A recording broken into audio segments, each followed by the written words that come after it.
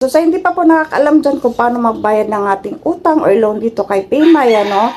So sa video ito, maituturo ko sa inyo step by step, mabilisan lang, no? So pasensya na, good morning pala sa inyo lahat dyan, no? Madaming manok dito sa amin. Okay, so una pong gagawin natin, make sure na meron pong sapat na wallet balance dito sa ating Paymaya, no?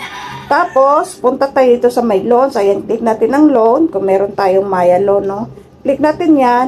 Dito makikita nyo na agad dito, no? Pay now. Ayan. Okay? So, magbabayad tayo. Sabay tayo magbabayad, no? So, click natin si Pay now.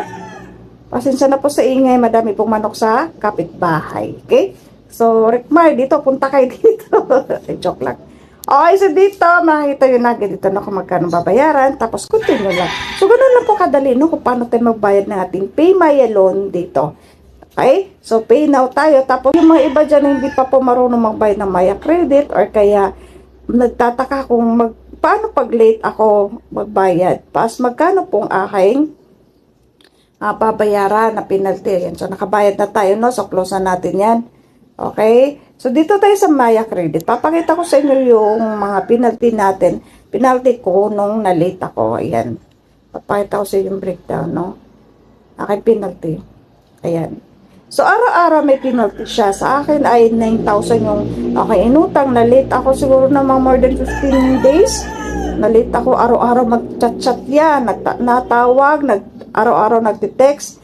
No, hayaan nyo lang. Pero meron silang, ayan, at papakita ko sa inyo yung, ayan, ito po.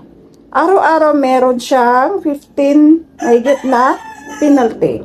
15, ayan. Hanggang sa makabayad ka. Ito, nagbayad ulit ako ng pautay-utay, pakunti-kunti, no?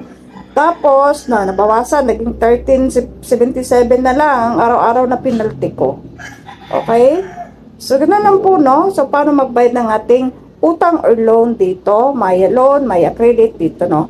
Okay? So, sana po nakatulong sa inyo. You're welcome.